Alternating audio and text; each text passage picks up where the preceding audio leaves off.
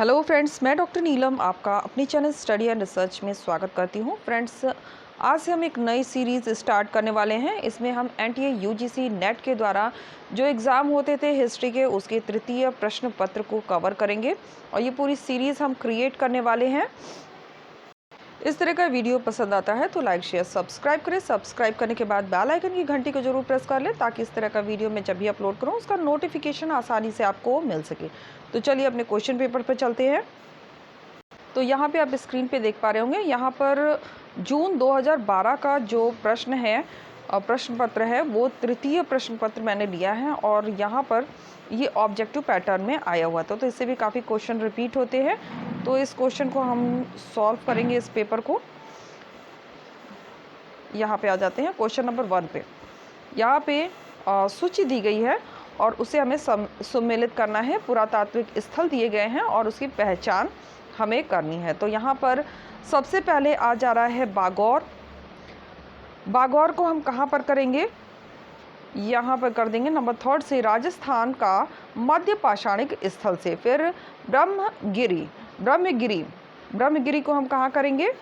आप नीचे कूट के माध्यम से भी उत्तर दे सकते हैं, लेकिन फ़िलहाल आप अभी उत्तर नहीं दे पाएंगे क्योंकि ये लाइव नहीं हो रहा है। लाइव होता तो आप दे सकते थे, तो कोई बात नहीं, मैं यहाँ पर आपको मैचिंग करके यहाँ पे दिखा रही हूँ। ब्रह्मगिरी को हम कर देंगे नंबर 2 से कर्नाटका का महापाषाणिक स्थल से। फिर महेश्वर को हम कर देंगे नंबर 1 से मध्य प्रदेश का ताम्र पाषाणिक स्थल से। फिर टकला कोटा को हम कर देंगे कर्नाटका का नव पाषाणिक स्थल से। तो इस तरह से अगर सम्मिलित करते हैं तो हमारा आंसर ऑप्शन बी करेक्ट होगा। नेक्स्ट क्वेश्चन पे आ जाते हैं।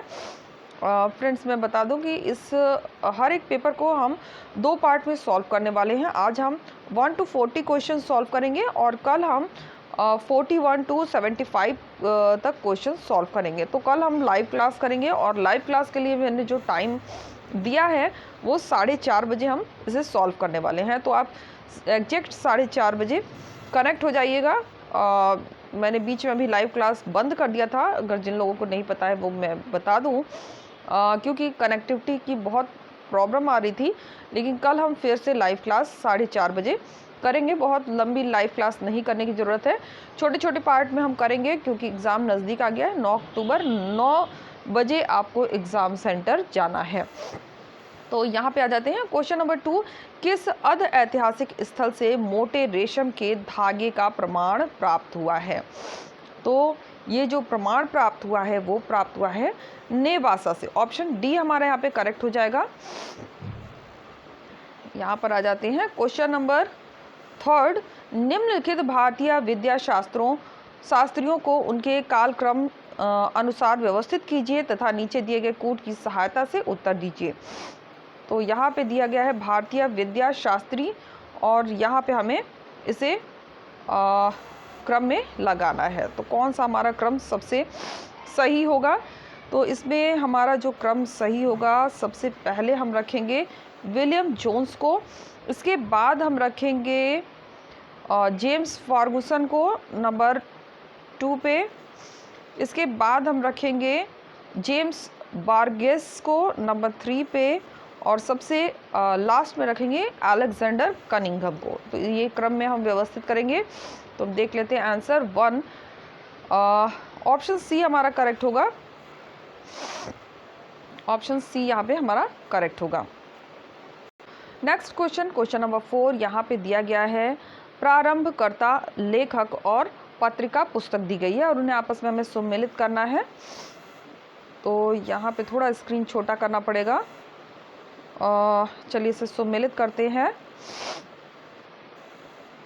तो यहाँ पे दिया हुआ है विलियम जोन्स को हम कर देंगे एशियाटिक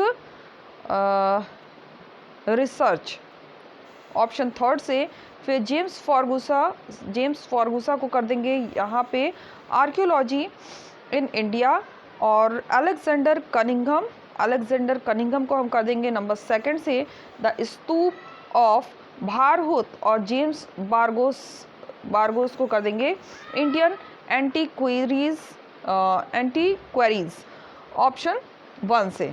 तो इस तरह से सुमेलित कर लेंगे। और जो न्यू व्यूवर हैं उनको मैं जानकारी दे दूं कि हमने जो एनटीए यूजीसी नेट के जो सेकंड पेपर होता है हिस्ट्री का, उस सीरीज़ को हमने कल ही कंप्लीट कर लिया है। अगर आपने नहीं देखा है तो डिस्क्रिप्शन बॉक्स में जाएं या आई बटन पर क्लिक करके भी उसे देख सकते हैं। इसके अलावा एनटीए यूजीसी नेट का फर्स्ट पेपर भी मैंने सॉल्व करवाया हुआ है। 1 to 2019 तक जो भी एग्ज़ाम हुए हैं उन सभी को मैंने कंप्लीट कराया है। इसके अलावा प्रैक्टिस सेट भी आपको मिल जाएगा। इसके लिए आपको जाना पड़ेगा डिस्क्रिप्शन बॉक्स में या आई बटन पर क्लिक करके भी इन्हें देख सकते हैं। 700-800 के लगभग मेरे वीडियो अपलोड हो चुके हैं, तो उन वीडियोज़ का आप लाभ उठा सकते हैं। तो यहाँ पर आ जाते हैं क्वेश्चन नंबर 5 पे। वैदिक नदी और वर्तमान प्रतिरूप दिया हुआ है। तो वैदिक नदी दी गई है और आज के समय में उसका क्या नाम रखा गया है उसे ही हमें मैचिंग करना है। तो विपाशा, विपाशा हो जाएगा व्यास से। फिर परुष्णी, परुष्णी हो जाएगा रावी से।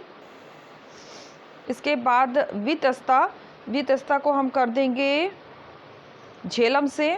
और शतुद्री सतलज से। तो इस तरह से सुमेलित करते हैं। तो ऑप्शन ए हमारा यहाँ पे करेक्ट होगा।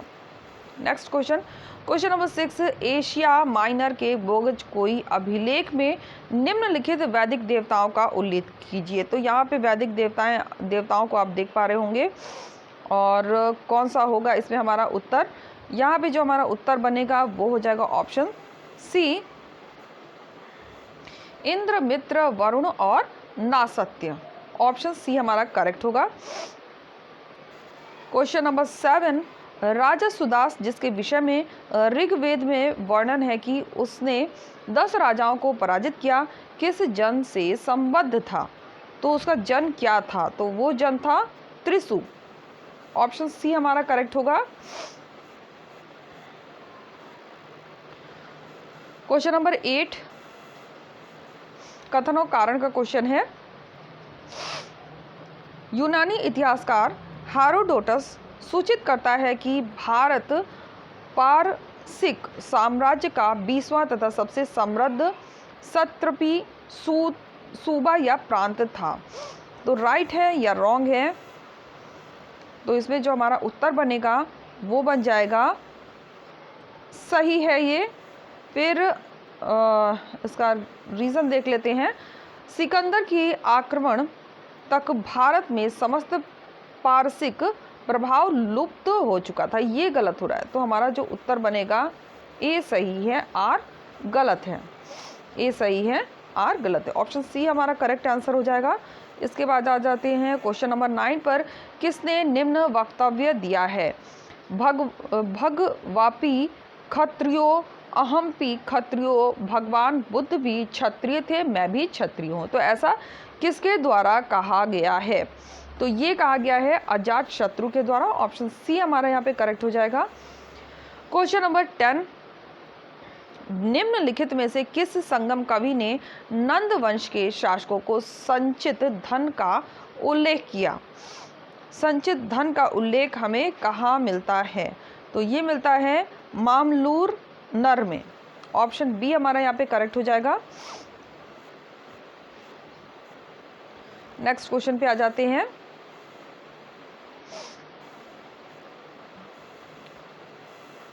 तो यहाँ पे क्वेश्चन नंबर 11 और इसे सुमेलित करना है। अधिकारी दिए गए हैं, विभाग दिए गए हैं और उसे आपस में हमें सुमेलित करना है। तो देख लेते हैं यहाँ पे सन्निधाता, सन्निधाता हम करेंगे नंबर 4 से कोषागार का स्वामी। समाहर्ता, समाहर्ता हो जाएगा नंबर 1 से कर संग्रह विभाग का स्वामी। पण्याध्यक्ष, पण्याध्यक्ष हो जाएगा वाणिज्य विभाग का स्वामी। और अंतर्वशिक, अंतर्वशिक हो जाएगा रनिवास के रक्षक दल का स्वामी। तो इस तरह से सुमेलित करेंगे और हमारा उत्तर जो बनेगा ऑप्शन सी करेक्ट होगा। नेक्स्ट क्वेश्चन, क्वेश्चन नंबर 12 और यहाँ पे शासक दिए गए हैं और संबंधित व्यक्ति दिए गए हैं। शासक और संबंधित व्यक्ति दिए गए हैं और उसे आपस में हमें सुमेलित करना है।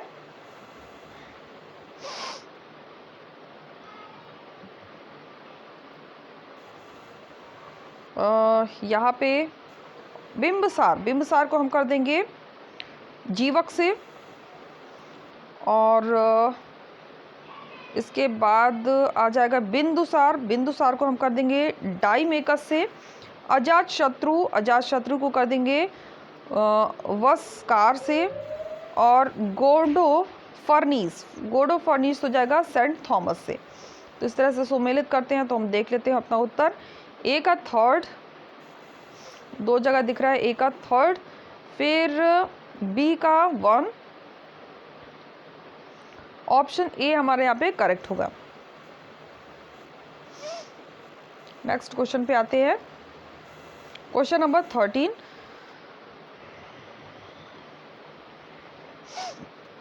क्वेश्चन नंबर 13 है 200 ईसा पूर्व से 300 ईसा पूर्व के मध्य की अवधि की एक विशेषता विदेशी व्यापार की वृद्धि को प्रायः स्वीकार किया जाता है। निम्न कारणों में कौन कारण उस वृद्धि में सहायक नहीं हुआ? तो कौन सा सहायक नहीं हुआ है? तो उसमें जो हमारा उत्तर बनेगा नीचे देख लेते हैं, इसी में से चूज करना है, कोई कूट नहीं है। ऑप्शन ए हमारा करेक्ट होगा, ये सहायक नहीं होगा। भारत राजनीतिक दृष्टि से एक हो गया था, ये कारण नहीं था। जो कारण थे उसे भी एक बार रीड कर लेते हैं। मौर्य शासकों ने विभिन्न सड़कों का निर्माण करके और समान प्रशासनीय व्यवस्था लागू करके व्यापार की उन्नति में सहायता दी। फिर सी कहता है इंडो यूनानी शासकों ने पश्चिमी एशिया और भूमध्य सागरीय देशों से घनिष्ठ संपर्क स्थापित करने में सहयोग दिया। डी कहता है शक, पहलव एवं कुषाण शासकों ने मध्य एशिया के देशों से घनिष्ठ संपर्क स्थापित करने में सहयोग दिया। तो ये सभी हो जाएंगे। क्वेश्चन नंबर 14 पे आ जाते हैं। यहाँ पर दिया है प्राचीन स्मारक और संबद्ध मुख्य विशेषता। तो जो स्तूप है, सांची का स्तूप, इसकी क्या मुख्य विशेषता रही है वही हमें यहाँ पे बताना है। तो चलिए मैच करते हैं। सबसे पहले आ जाता है सांची का स्तूप। तो सांची का स्तूप जो है वो हो जाएगा नंबर 3 से सारीपुत्र तथा मोग्दगल्यन के अस्थि अवशेषों से युक्त। प्रोनाउंसिएशन में थोड़ी प्रॉब्लम हो रही है, आप स्क्रीन पॉज करके भी इसे पढ़ सकते हैं।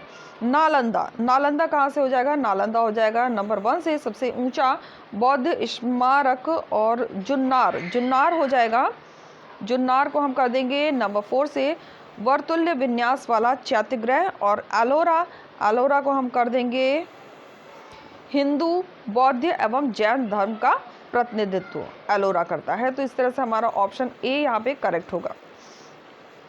नेक्स्ट क्वेश्चन पे आ जाते हैं। Question number 15। तो यहाँ पे दे रहा है क्वेश्चन नंबर 15 में निम्नलिखित में से कौन सुमेलित नहीं है? तो जो सुमेलित नहीं हो रहा है वो हो जाएगा ऑप्शन ए कुमार गुप्त प्रथम चक्र पुरुष, ये सुमेलित नहीं है, बाकी सभी सही सुमेलित है। कनिष्क, अर्दोछो और अगाधोक्लिज, बलराम, क्षत्रप, राजुवुल और पल्लास, तो ये सभी सही सुमेलित है। Next question, question number 16। और यहाँ पे सूची दी गई है और आपस में सुमेलित करना है। प्राचीन नगर दिया हुआ है और आधुनिक प्रतिनिधि दिए गए हैं, तो उसे आपस में हमें सुमेलित करना है। तो चलिए सुमेलित करते हैं। सबसे पहले जो दिया हुआ है दशपुर, दशपुर को हम कर देंगे नंबर 2 से मंदसौर से। द्वार समुद्र, द्वार समुद्र हम कर देंगे नंबर 1 से हैलीबिट से। मध्यमिका, मध्यमिका कर देंगे नगरी से। और समापा कर देंगे जौगढ़ से। तो इस तरह से सुमेलित करेंगे तो हमारा जो उत्तर बनेगा वो हो जाएगा ऑप्शन ए। नेक्स्ट क्वेश्चन पे आते हैं। Question number 17।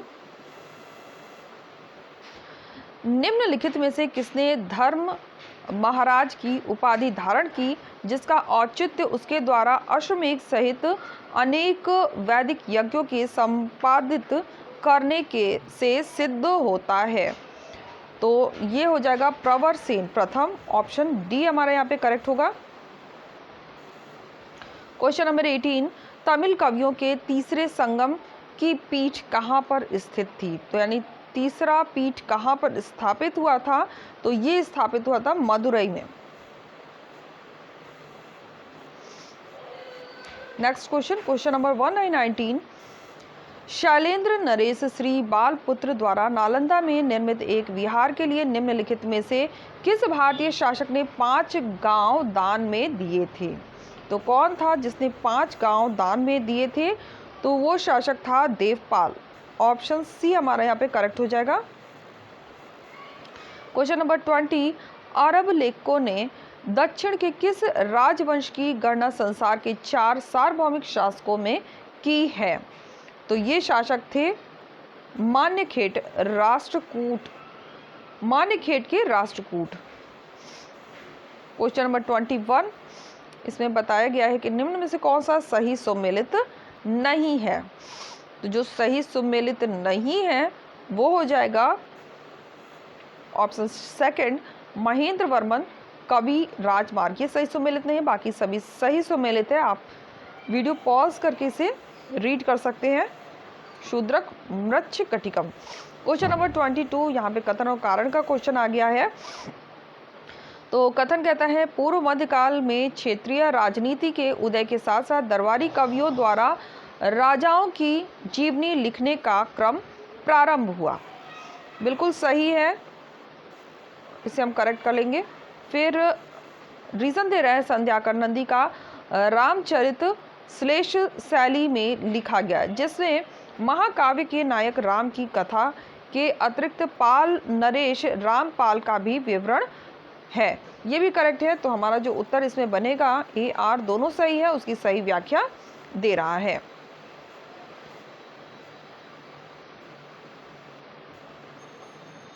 चलिए नेक्स्ट क्वेश्चन पे चलते हैं।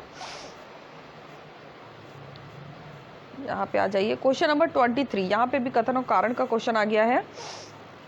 तो कथन कहता है, दिल्ली के सुल्तानों ने अपनी सैन्य शक्ति से भारत के एक बड़े भाग को समेकित किया। बड़े भाग को समेकित किया, तो ये गलत है, इसे हम क्रॉस कर लेते हैं। फिर तर्क दे रहा है, दिल्ली सल्तनत की मुख्य विशेषता यह थी कि उन्होंने इस्लाम और कुछ आदिवासी संबंध स्थापित करके सैन्य अभिजात वर्ग को अपनी सैनिक शक्ति का आधार बनाया।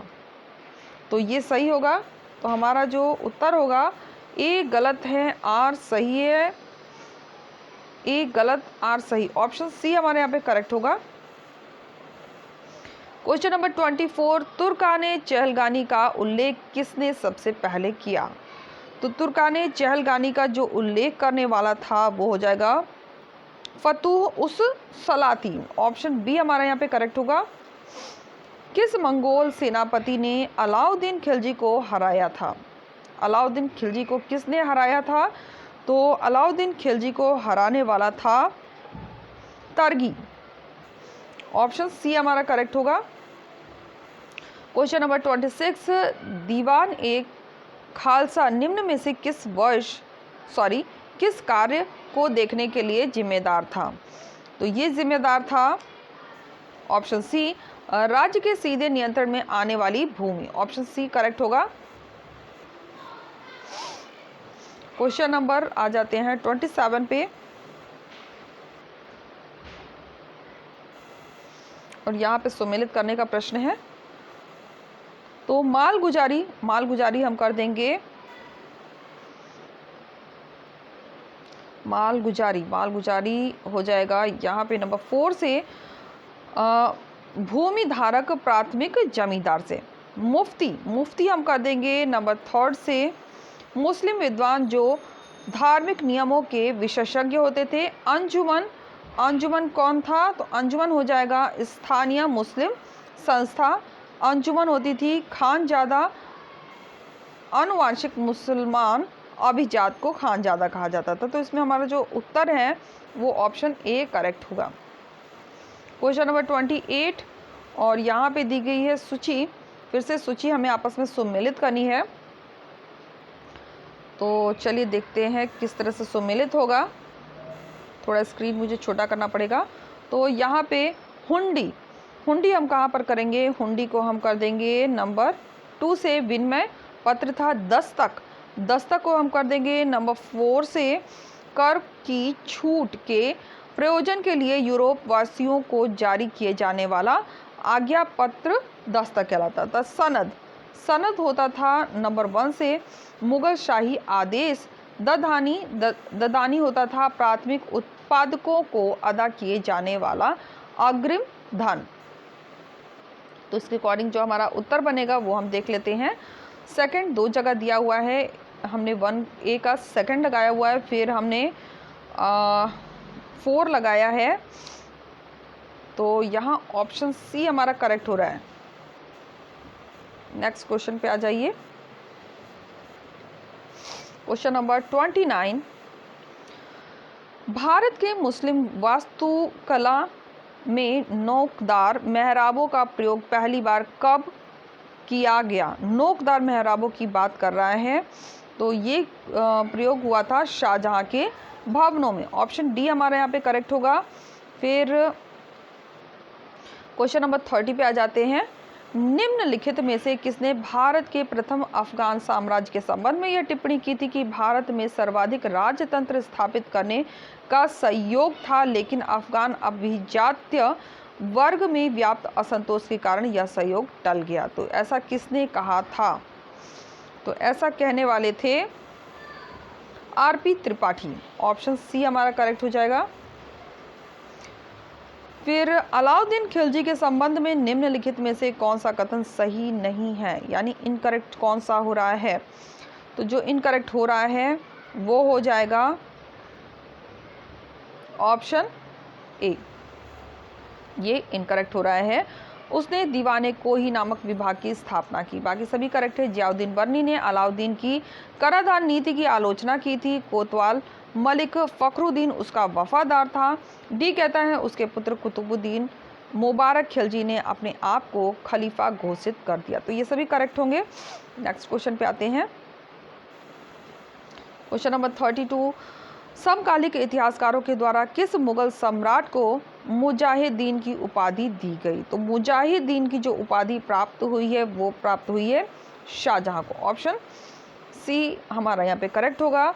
इसके बाद आ जाते हैं क्वेश्चन नंबर 33 पे। फिर से सम्मिलित करने का प्रश्न है। तो रामानुज, रामानुज हम करेंगे नंबर 3 से। विशिष्ट द्वैत दर्शन से। चैतन्य, चैतन्य कर देंगे गौड़ीय वैष्णव धर्म से। फिर वल्लभाचार्य, वल्लभाचार्य को हम कर देंगे पुष्टि मार्ग से। फिर नानक निर्गुण भक्त से। तो इसमें ऑप्शन हमारा जो सही होगा वो हो जाएगा ऑप्शन डी। इसके बाद आ जाते हैं क्वेश्चन नंबर 34। फिर से सम्मिलित करना है और चलिए सम्मिलित करते हैं।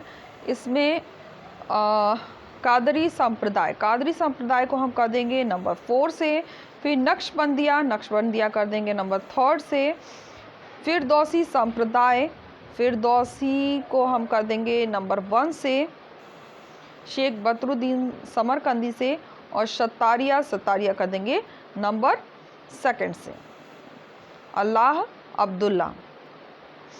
तो इसमें हमारा जो ऑप्शन करेक्ट हो रहा है वो हो जाएगा ए का 4, ए का 4 2 जगह दिख रहा है। फिर बी का 3rd, ऑप्शन बी हमारा करेक्ट होगा। नेक्स्ट क्वेश्चन, और आज 35 तक ही फ्रेंड्स रहने देते हैं क्वेश्चन। आगे के क्वेश्चन कल हम लाइव क्लास में सॉल्व करेंगे। और लाइव क्लास पिछले लाइव क्लास की तरह बड़ा नहीं रखेंगे, थोड़ा छोटा रखेंगे। यहाँ पे आ जाते हैं क्वेश्चन नंबर 35। तो यहाँ पे भी सूची दी गई है और इसे आपस में हमें सम्मिलित करना है। तो चलिए सम्मिलित करते हैं। मसंद, मसंद हो जाएगा यहाँ पे। सिख गुरु सहायक और सहजादरी, सहजादरी हो जाएगा गैर खालसा सिख से सर देशमुख मराठा राजस्व की मांग के लिए प्रयुक्त शब्द और 10 खालसा सिख धार्मिक संगठन। तो इस तरह से अगर सम्मिलित करते हैं तो हमारा जो ऑप्शन है वो ए करेक्ट होगा। तो यहीं तक रहने देते हैं और आगे के जो क्वेश्चन है 36 टू 75 तक जो क्वेश्चन है वो कल हम लाइव क्लास में सॉल्व करेंगे। और लाइव क्लास का टाइम मैंने आपको बताया हुआ है 4:30 पर हम लाइव करेंगे। 4:30 पर आप कनेक्ट हो जाइएगा। एग्जैक्ट 4:30 से 1 घंटे के अंदर हम इसे कंप्लीट कर लेंगे। तो उम्मीद है आपको वीडियो पसंद आया होगा। वीडियो पसंद आता है तो लाइक शेयर सब्सक्राइब करें। सब्सक्राइब करने के बाद बेल आइकन की घंटी को जरूर प्रेस कर लें ताकि इस तरह का वीडियो जब भी अपलोड करूँ उसका नोटिफिकेशन आपको आसानी से मिल सके। इसके अलावा फ्रेंड्स मैं एक बार स्क्रॉल करके आपको वीडियोस दिखा रही हूँ। जैसा कि मैंने बताया कि 800 के लगभग मेरे वीडियोस अपलोड हो चुके हैं। तो ज़्यादातर मैं वीडियोस हिस्ट्री पर लाती हूँ। तो आप अगर हिस्ट्री से स्टडी करना चाहते हैं तो वीडियोस के माध्यम से यहाँ पर स्टडी कर सकते हैं। इसके अलावा मैंने पहले भी आपको पिछले वीडियो में जानकारी दी थी कि हिस्ट्री से अगर आपने नेट क्वालिफाई किया है और असिस्टेंट प्रोफेसर बनना चाहते हैं तो बिहार में इस समय वैकेंसी आई हुई है, वहाँ पर आप अप्लाई कर सकते हैं। तो okay friends, take care and bye bye.